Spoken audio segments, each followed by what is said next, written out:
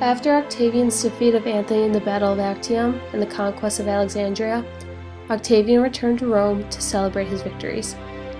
During the celebration, Octavian would continually give his new riches to the people of Rome. For his burial, he planned a monumental tomb about 1 kilometer away from older Republican tombs. This was his way of clearly distancing himself from them. Constructed in 28 BC, it took about 4 years to complete.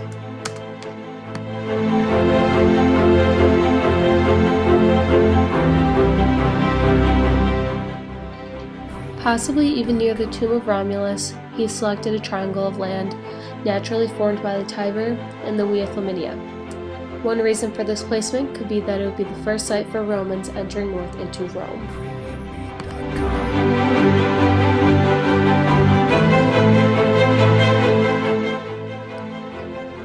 Traditionally, Roman burial sites such as this mausoleum were erected prominently, used as self-promotion.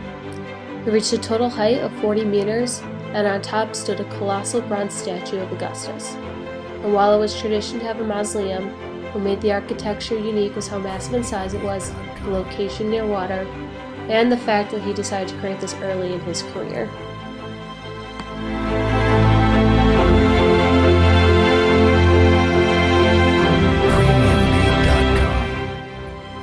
The outer walls of the narrow passages inside the mausoleum are made of stone, winding around inner corridors. The walls, once the passages reached the tomb, were made of marble. Its diameter measures 87 meters, the outer wall with the frieze, a horizontal band of decoration, and the cornice, or ledge, stood 12 meters high, and the top of the tumulus without the statue stood 40 meters.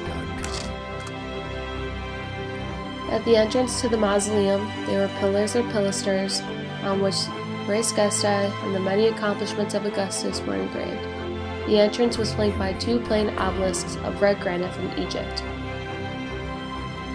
One obelisk is in front of the Piazza de Quirino, and the other in front of the Basilica di Santa Maria Maggiore.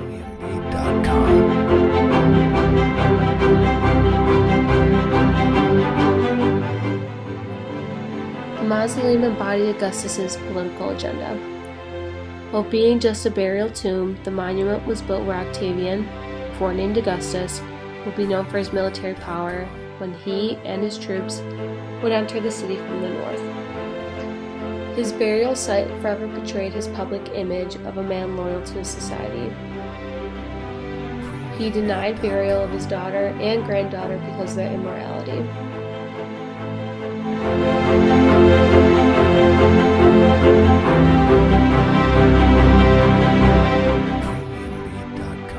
Other uses for this monument in history included being used as a fortress in the Middle Ages, a sculpture garden, the Teatro Crea for bullfights, a circus, and a theater during the 1920s and 30s.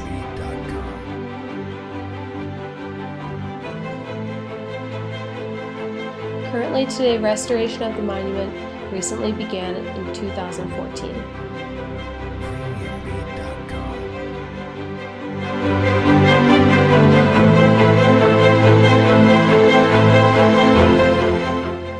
Nearly 20 years after construction of the mausoleum had begun, a new structure was laid out in the northern Campus Martius, between the mausoleum and the Istrium, Horologium Solarium. Giant sundial that used a red granite obelisk imported from Egypt as its pointer. Although the Romans were already experienced with the technology and use of small sundials, no project on this scale had ever been attempted in Rome. Together with its base, the obelisk stood 100 Roman feet high and cast a shadow that, through the course of the year, traversed the northern surface of the sundial. This dial was a vast pavement of travertine with bronze and Greek letters to mark the sun's pass through the constellations of the zodiac, as well as the solstices, equinoxes, and indications of the seasonal winds.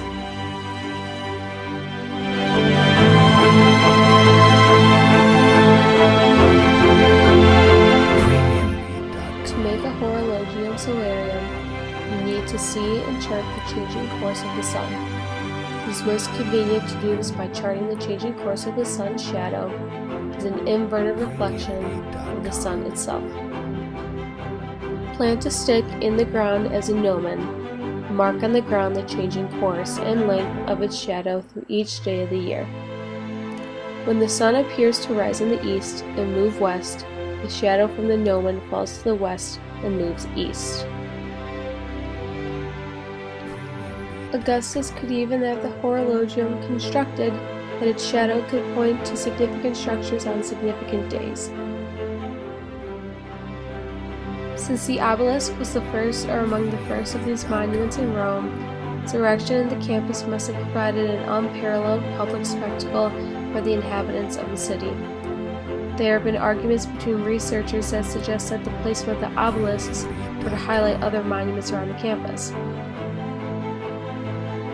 The Horologium Solarium served a practical purpose as a corner, but it was also symbolic.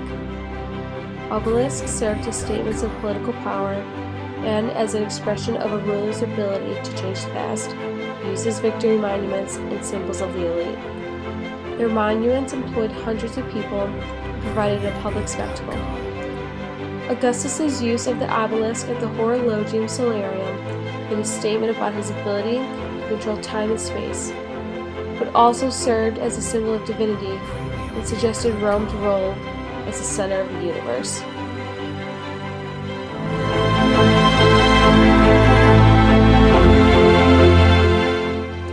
It may have measured time, but it was not a practical machine, but rather a political device that captured annual and cyclical time and cosmic time, though seeming more important than the time of the day. It is a symbol of Augustus's reformation of Rome as the Pontifex Maximus. He was responsible even for the calendar. It was a statement of power, victory, and ownership for Rome.